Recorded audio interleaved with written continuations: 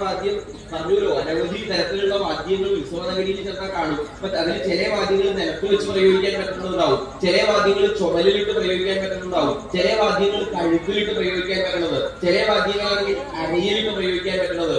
ഇങ്ങനെ അരയിലിട്ട് പ്രയോഗിക്കാൻ പറ്റുന്ന ഒരു തരം വാദ്യമാണ് മദ്ദളം. അതിന്നുണ്ടാവുന്ന ശബ്ദം സുഖമായിട്ടുള്ള ശബ്ദം. ആ വെളുത്ത് തടിച്ചു കൊടുത്ത് സുന്ദരന്മാരായിട്ടുള്ള ആളുകൾ ആ മദ്ദളം അങ്ങനെ അരയിലിട്ട് അതിങ്ങനെ വാദനം ചെയ്യുമ്പോ എന്റെ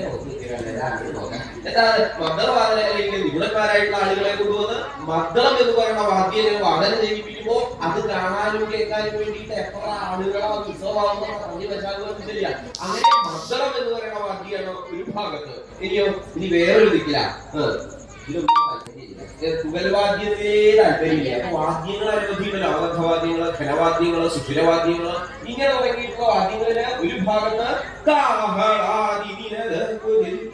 തുടങ്ങിയിട്ടുള്ള ശബ്ദങ്ങളാണ്. എന്താ ഈ കാഹളം എന്ന് വെച്ചാൽ പ്രതീക്ഷണ്ടാവില്ലേ? കാഹളം മനസ്സിലായോ? കാഹളം അതുമില്ല.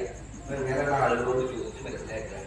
കൊമ്പ്, കുഴല്, ഓടക്കുഴല്, പുല്ലാങ്കുഴല്, കുറുങ്കുഴല്, ഇങ്ങനെ തുടങ്ങിയിട്ടുള്ള സുഷിരവാദ്യ പ്രയോഗങ്ങളാണ് ഒരു ഭാഗത്ത്. അപ്പൊ വാദ്യത്തിൽ താല്പര്യമുള്ള ആളുകൾ ചില ദിക്കിൽ വരുമ്പോൾ അവർക്ക് സുഷിരവാദ്യത്തിൽ അത് താല്പര്യം എന്നുള്ളത് കണക്കാക്കി പാഞ്ചാലൻ ആ ഉത്സവത്തിന്റെ കേമത്തെ വർദ്ധിപ്പിക്കാൻ വേണ്ടിയിട്ട് ഒരു ദിക്കില് കാഹളങ്ങളുള്ള ശബ്ദങ്ങളാണ് അവിടെ ഒരുക്കിയേക്കുന്നത് എന്ന് താല്പര്യം. അപ്പോഴാണ് ചില ആളുകൾ ശബ്ദമൊക്കെ ഉണ്ടാക്കാൻ തുടങ്ങി. എന്താണ്? അവർക്ക് ഇതിലൊന്നും താല്പര്യമില്ല. വാദ്യം എത്ര ഉണ്ടായാലും വിരോധമില്ല, അതിൽ താല്പര്യമില്ല. അപ്പൊ അങ്ങനെ ചില ആളുകളെ രസിപ്പിക്കാൻ വേണ്ടിയിട്ട് എന്താ പാഞ്ചാലൻ ഒരു ദിക്കിൽ ഒരുക്കിയേക്കുന്നത്? അതിന്റെ ഘോഷ. അതെന്താണല്ലേ? വേറൊന്നുമല്ല. ഗീതം. ഗീതം എന്ന് വെച്ചാൽ പാട്ട്.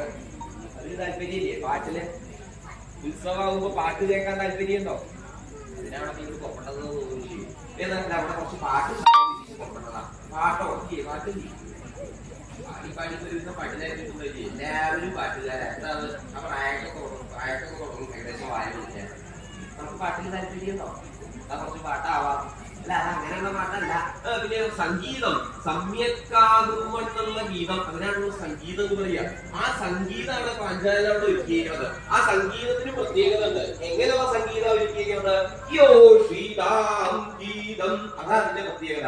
യോഷിത്തുകളുടെ ഗീതം. യോഷിത്തുകൾ എന്ന് വെച്ച് കഴിഞ്ഞാലോ സുന്ദരിമാരുടെ സംഗീതം. കേട്ടപ്പോ ചാടി. അതെന്താ പറയുക? സാധാരണ സംഗീതമായ ആളുകൾക്ക് വലിയ ഉത്സാഹം ഉണ്ടാവില്ല. അതെന്താ? അപ്പൊ തന്നെ ഏകദേശം ആളുകൾക്ക് തോന്നി തുടങ്ങിയിട്ടുണ്ടാവും, ഒരു കൊള്ളയതാത്തൊരു വായ ഇതൊരു സുന്ദരിയാണെങ്കിലും